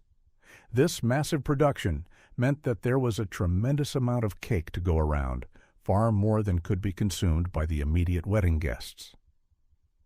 An authoritative historical fact, the sheer number of auxiliary cakes for Prince Charles and Princess Diana's wedding was unprecedented, demonstrating the immense scale of the event and the desire to share the celebration widely. So what became of all this sugary abundance? Much of it was meticulously sliced and packaged for distribution. Dignitaries, members of the royal household, military personnel, and even specific charities or individuals who had contributed to the wedding, like those who sent well wishes or small gifts, received carefully wrapped slices as commemorative tokens. Imagine getting a small, elegant box in the mail containing a piece of the royal wedding cake, a tangible piece of history delivered right to your door. It was a charming way to extend the reach of the celebration and share a piece of the magic with a wider public. Beyond direct distribution, some portions of the cake, particularly pieces from the main cake or its replicas, would be held for future significant family events, such as the christenings of the couple's children. This honored the tradition of the top tier being saved for such occasions, ensuring that the cake's symbolism carried forward. A quirky fact, it's rumored that some of the smaller undisplayed cakes were simply consumed by palace staff and security details in the days following the wedding, a well-deserved treat after months of high-stress planning and execution. Imagine having royal wedding cake as a casual office snack. The repurposing and widespread distribution of Charles and Diana's cake exemplified the public nature of royal weddings. These weren't private affairs, they were national, even global celebrations. The cake therefore became a medium for sharing that celebration, a sweet gesture of inclusion that allowed many more people than just those present at the reception to feel a direct connection to the event. Historians still argue whether the extensive distribution of royal wedding cake slices was a genuine act of generosity or a carefully orchestrated public relations move to cement public affection for the monarchy. Regardless, the delicious legacy of Charles and Diana's cake extended far beyond the confines of Buckingham Palace, leaving a sweet, memorable mark on countless individuals. From the extensive distribution of Charles and Diana's legendary cake, we move forward in time to a royal wedding that perfectly blended centuries of tradition with a distinctly modern sensibility, the marriage of Prince William and Catherine Middleton-So. In 2011, you witnessed a grand spectacle steeped in regal splendor, yet touched by contemporary choices, and their wedding cakes were a perfect reflection of this fascinating blend of traditional meets modern. Unlike some previous royal weddings that featured just one dominant cake, William and Catherine opted for two distinct centerpieces, showcasing both their respect for tradition and their individual preferences. This two-cake approach became a significant talking point, illustrating the evolving tastes within the monarchy while still honoring deeply ingrained customs. The primary official wedding cake was, as expected, a magnificent traditional fruitcake created by Fiona Cairns. This towering 8-tiered masterpiece stood at over 3 feet tall and was adorned with an astounding 900 individual sugar paste flowers. Every single bloom, from roses to thistles and shamrocks representing the 4 nations of the UK, was intricately crafted by hand, symbolizing both their personal preferences and the unity of the United Kingdom. The traditional royal icing, that pristine white shell, covered the cake, and it featured delicate lace patterns inspired by Catherine's wedding dress, adding a deeply personal and elegant touch. An authoritative historical fact, the official wedding cake for Prince William and Catherine Middleton prominently featured the language of flowers, with each sugar bloom meticulously chosen for its symbolic meaning, continuing a tradition popularized by Queen Victoria. However, in a significant departure from tradition, Prince William also commissioned a Polski secondary groom's cake. That was far more unconventional. This cake was a chocolate biscuit cake, a personal childhood favorite of William's, made from a recipe provided by McVitie's. It was much smaller uniced and featured a simpler yet still elegant design. This choice highlighted William's personal taste and a relaxed approach, providing a familiar and comforting treat for the royal couple and their guests. Imagine the surprise of guests used to towering fruitcakes when they saw a delicious, unassuming chocolate biscuit cake beside it. A truly delightful modern touch. A quirky fact, the chocolate biscuit cake was reportedly so simple to make that it didn't even require baking, relying on crushed digestive biscuits and chocolate ganache, making it a surprisingly humble choice for a royal groom. This dual cake approach for William and Catherine effectively bridged the gap between the past and the present.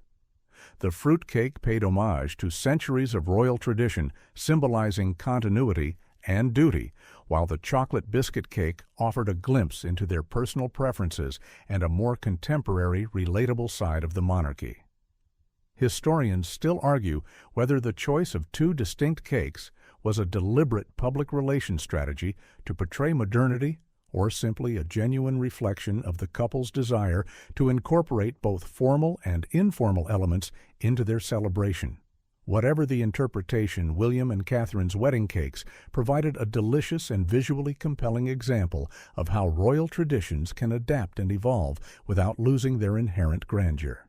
You've just seen how Prince William and Catherine Middleton embraced both tradition and modernity with their 2 distinct wedding cakes.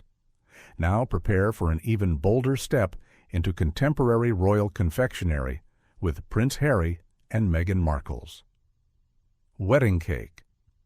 Their marriage in 2018 marked a significant departure from centuries of royal cake tradition, opting for a design and flavor profile that was distinctly fresh, environmentally conscious, and wonderfully unconventional. Imagine expecting a grand classic symphony and instead getting a delightful, unexpected jazz piece.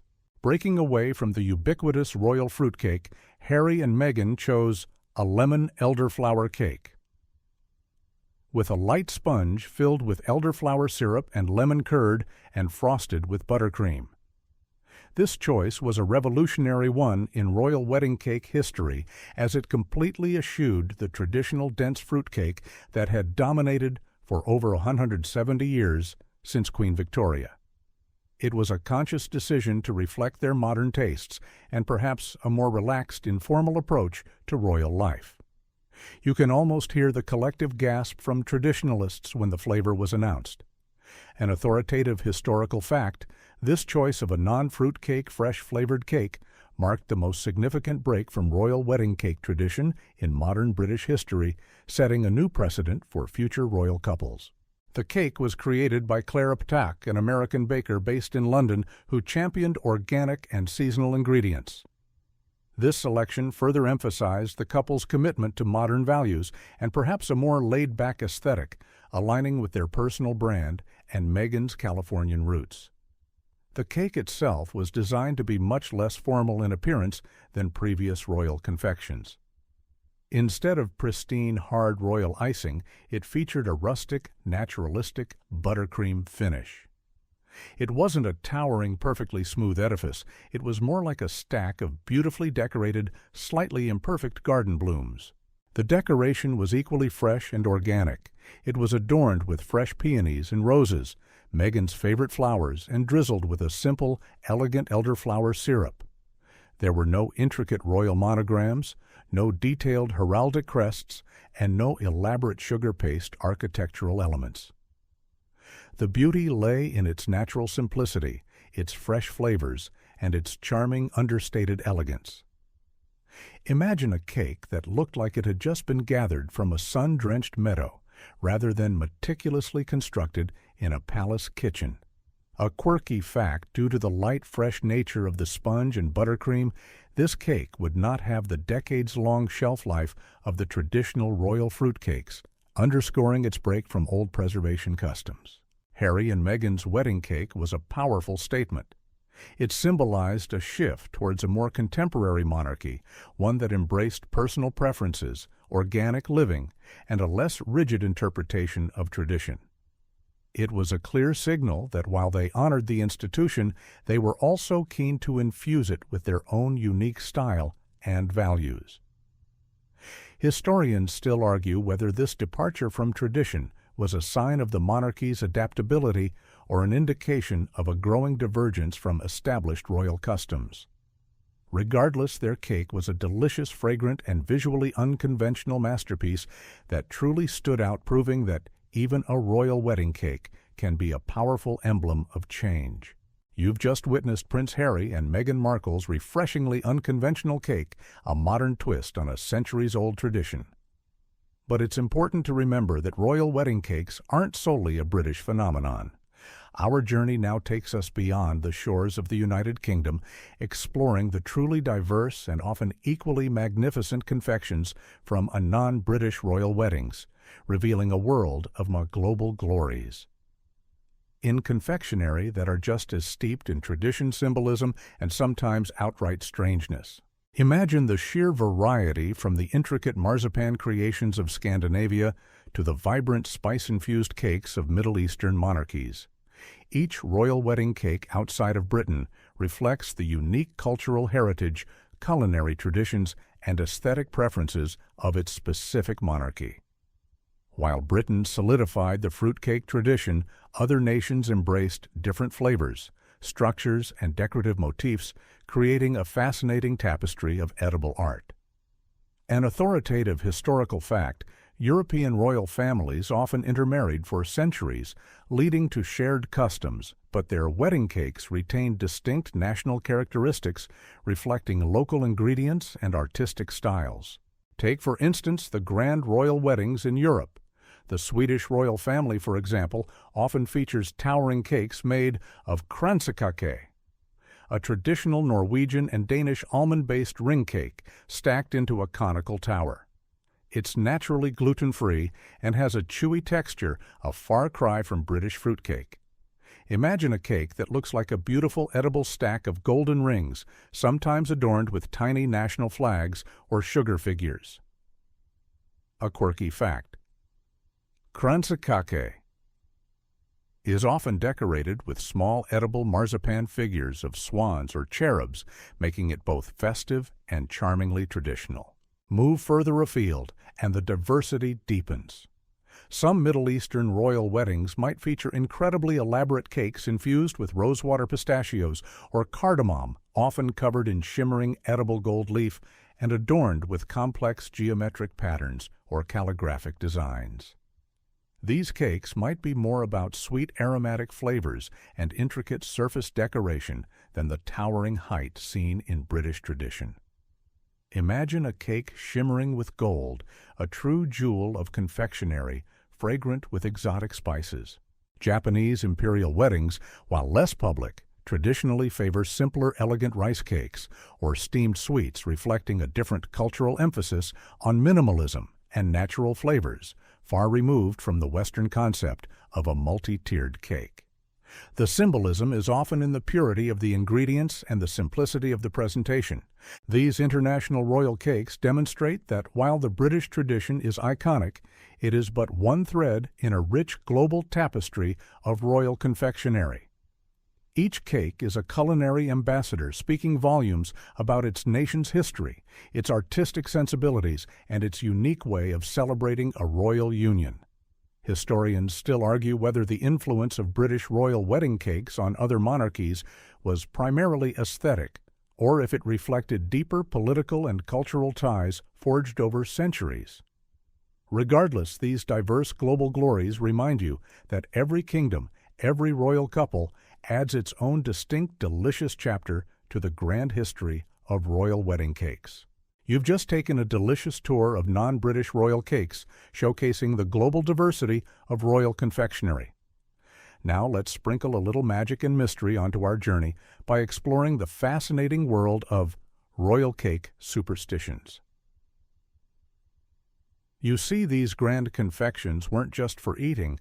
For centuries they were steeped in folklore believed to bring good luck, ensure fertility, or even reveal glimpses of the future. Imagine a time when every crumb held a hidden charm, and every slice was a prophecy. One of the most widespread and enduring superstitions revolved around good luck.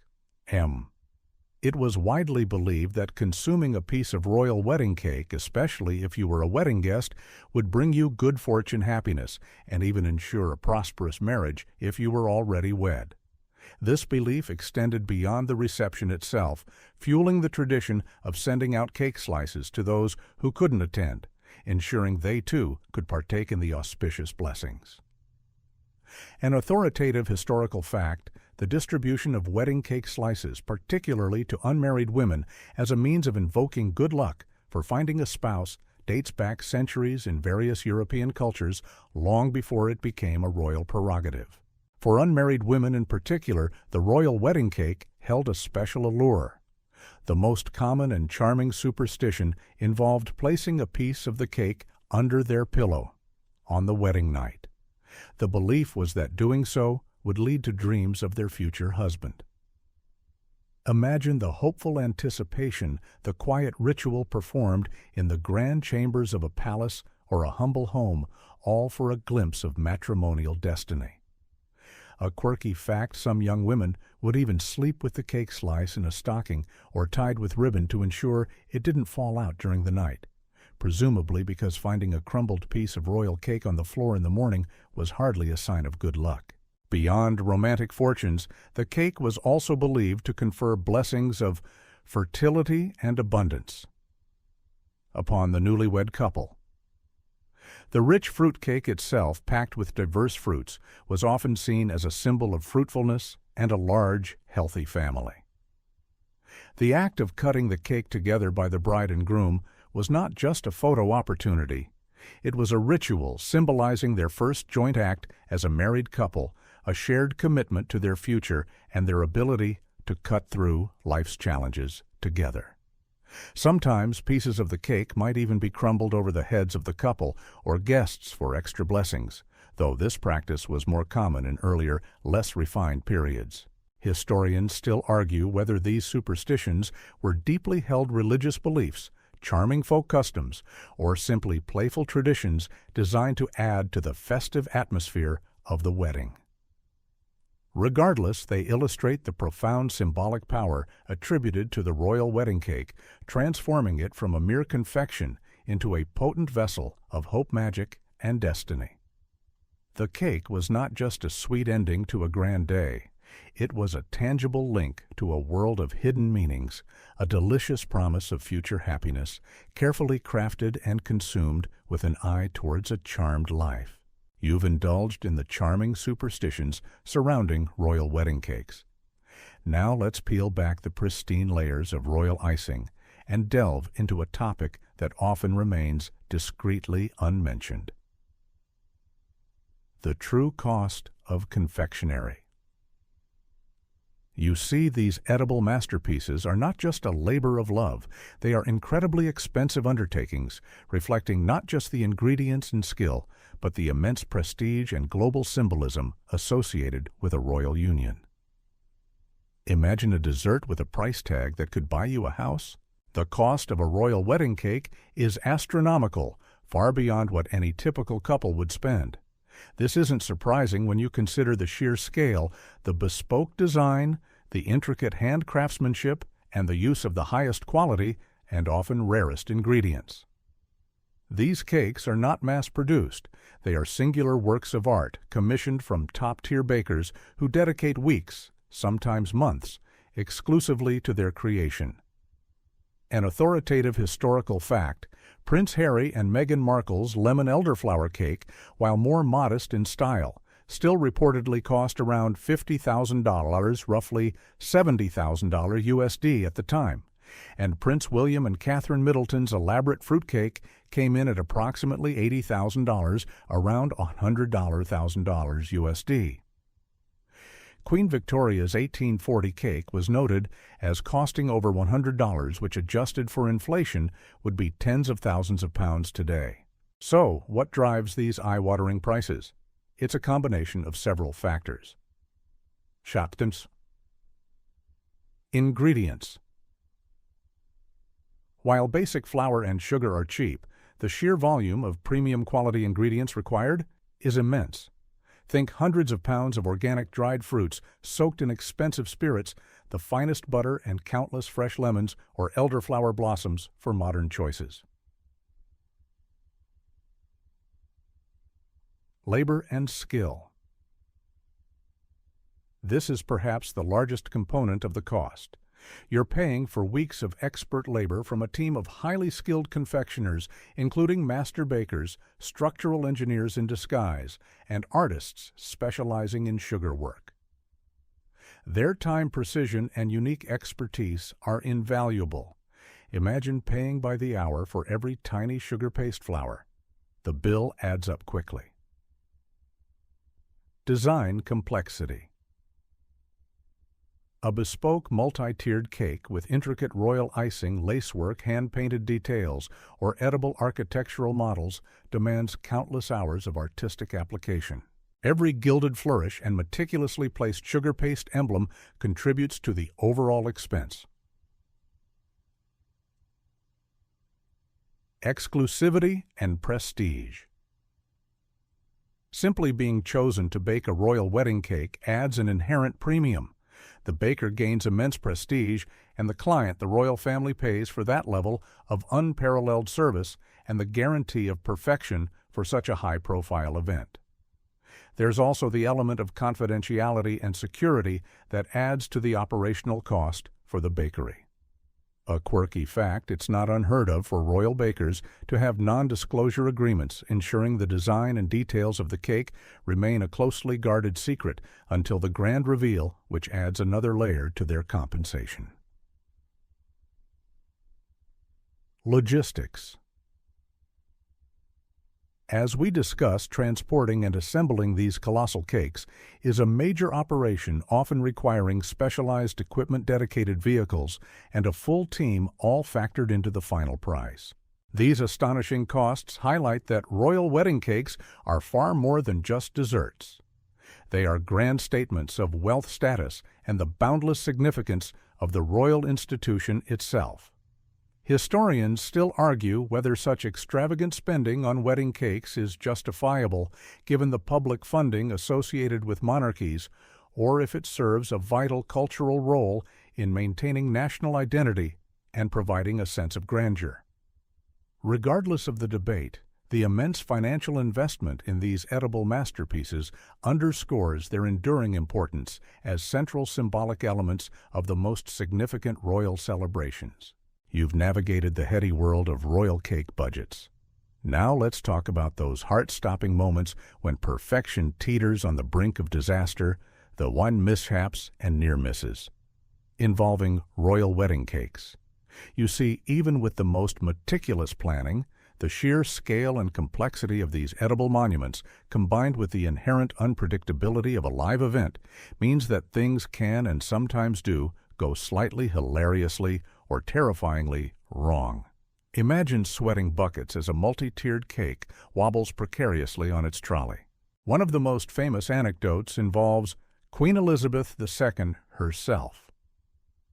When Fiona Cairns, the baker for Prince William and Catherine Middleton's 2011 wedding cake, was assembling the monumental 8-tiered fruitcake at Buckingham Palace, she faced a significant logistical hurdle.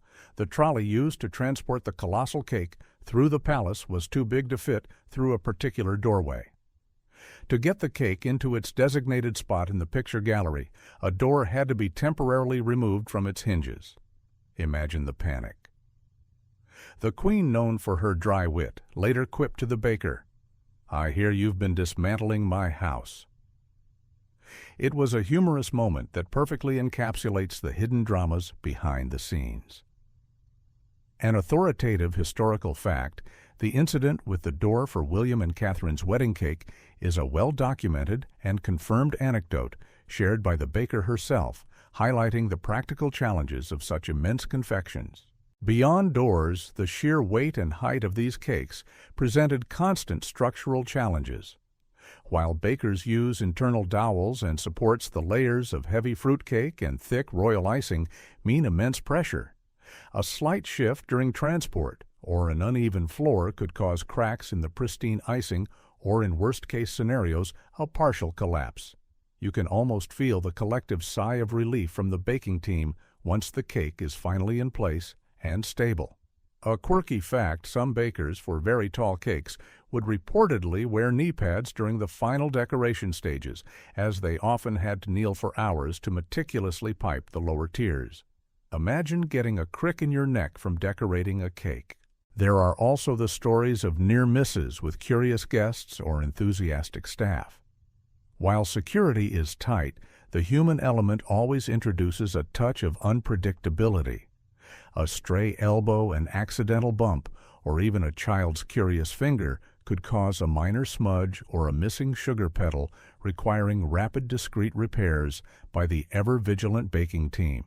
The goal is always flawless perfection for the public eye, even if it means last-minute heroics behind velvet ropes. Historians still argue whether the occasional mishap, once revealed, adds a relatable human touch to the otherwise untouchable image of the monarchy, or if it simply serves as a reminder of the inherent risks in striving for such extravagant perfection.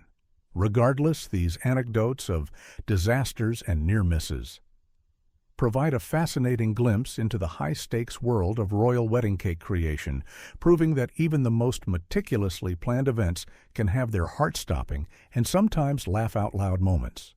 It makes you appreciate the immense effort even more, knowing what could have gone wrong. You've witnessed the near disasters and delightful quirks behind royal wedding cakes. Now, as our sweet journey through history draws to a close, let's reflect on their enduring power, their remarkable legacy and evolution, and how these edible monuments continue to shape our understanding of tradition, celebration, and royal identity.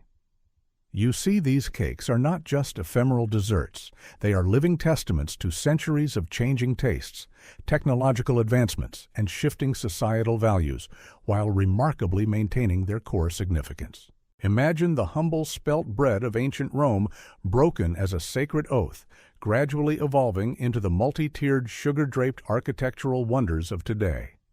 This transformation reflects not only culinary progress, but a profound shift in how we celebrate and symbolize momentous occasions. From practical sustenance to elaborate spectacle, the wedding cake's journey mirrors the evolution of society itself. An authoritative historical fact, the tradition of a white multi-tiered wedding cake, largely solidified by Queen Victoria, became a global standard, influencing wedding celebrations far beyond British shores and demonstrating the monarchy's enduring cultural impact. The legacy of royal wedding cakes is multifaceted. They are first and foremost symbols of yawa, union, and continuity. Bimre. Each layer, each intricate decoration, speaks to the hope for a long and prosperous marriage, the merging of families, and the continuation of the royal line. They embody the aspiration for a sweet, abundant future. Beyond that, they are powerful markers of status and prestige. Chat. Their sheer size, the cost of their creation, and the meticulous artistry involved all communicate immense wealth and importance, a visual feast that underscores the grandeur of the royal institution. Imagine the unspoken message conveyed by a cake that requires a team of security guards to transport it. Yet, despite their deep roots in tradition, royal wedding cakes are not static. We've seen how they adapt, absorbing modern influences and reflecting changing times. From the austerity cakes of wartime to Harry and Meghan's contemporary lemon elderflower creation, royal cakes demonstrate a remarkable capacity to evolve while still holding on to key symbolic elements. The shift towards lighter sponge cakes or more naturalistic decoration indicates a monarchy that at times seeks to be more relatable and in tune with modern sensibilities without entirely abandoning its historical grandeur. A quirky fact, some contemporary royal-inspired cakes for commoners now feature naked or semi-naked designs with minimal frosting, a direct contrast to the thick royal icing of old, showing how trends filter down and get reinterpreted. Historians still argue whether the continuous evolution of royal wedding cakes signifies a weakening of tradition or a necessary adaptation that ensures the monarchy's relevance in a changing world. Perhaps it is both. What is undeniable is their enduring power as narrative devices. Each cake tells a story of the couple of their era, of national circumstances, and of the tireless craftspeople who brought them to life. They are testaments to human ingenuity, artistic aspiration, and the universal desire to mark life's most significant moments with something truly special and undeniably sweet. These cakes, whether grand or unconventional, continue to be central to the royal narrative, ensuring that their sweet legacy will endure for generations to come. Word count 1110. And so, as the last crumbs of our historical journey dissolve, we leave behind the grand banqueting halls and the bustling royal bakeries. The opulent tiered structures, the hidden symbols, the whispered superstitions, they all fade into the quiet starlit night. Imagine the soft scent of orange blossom and rich fruitcake mingling with the subtle hum of the night as these stories settle around you like a comforting blanket. The echoes of celebration, the triumphs and the near misses, now just a gentle whisper in the tapestry of time. Let your thoughts drift light and sweet as the images of these edible marvels soften at the edges of your mind. Remember that even the grandest traditions can hold tiny, relatable secrets. Now close your eyes, breathe deeply, and allow yourself to sink into the quiet comfort of your bed. End of script. Sweet dreams.